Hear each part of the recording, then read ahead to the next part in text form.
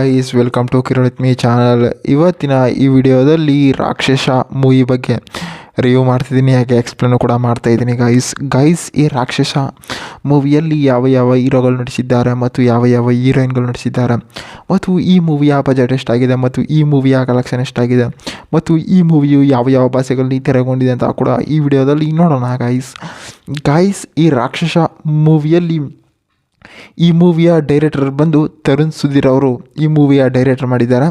ಮತ್ತು ಈ ಮೂವಿಯ ಏನಪ್ಪ ಅಂತಂದ್ರೆ ಒಂದು ಯಾವ ರೀತಿ ಒಂದು ಊರಿನ ಜನ ಒಂದು ಮಸಲೆಗೆ ಎದುರ್ಕೋತಾರೆ, ಆ ಮಸಲೆಯಿಂದ ಊರಿಗೆ ಏನೇನಾಗುತ್ತೆ ಅಂತ ಕೂಡ ಈ ಮೂವಿಯಲ್ಲಿ ತೋರಿಸಿದ್ದಾರೆ. ಮತ್ತು ಈ ಮೂವಿಯ ಡೈರೆಕ್ಟರ್ ತರುಣ್ ಸುಧೀರ್ ಮತ್ತು ಈ ಮೂವಿಯ ಹೀರೋ ಬಂದು ವಿಜಯ್ ರಾಘವೇಂದ್ರ ಅವರಾಗಿರ್ತಾರೆ.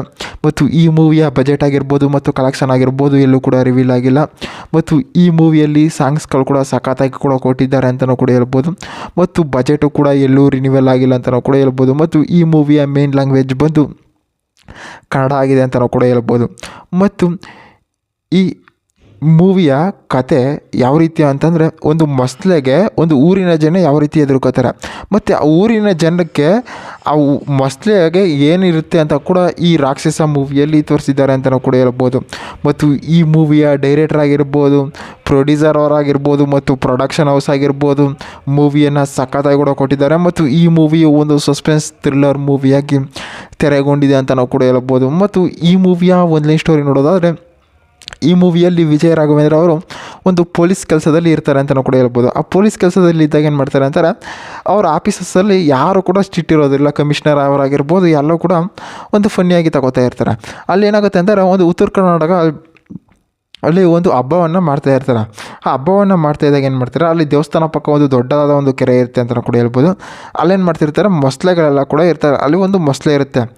ಆ ಮೊಸಳೆಗೆ ಊರಿನ ಜನ ಕಂಡ್ರೆ ಯಾರಿಗೂ ಕೂಡ ಆಗೋದಿಲ್ಲ. ಅಲ್ಲೇನು ಮಾಡ್ತಾರೆ, ಆ ವರ್ಷಕ್ಕೆ ಒಂದು ಸಲ ಅಲ್ಲಿ ಹಬ್ಬ ಕೂಡ ಮಾಡ್ತಾಯಿರ್ತಾರೆ ಅಂತ ಕೂಡ ಹೇಳ್ಬೋದು.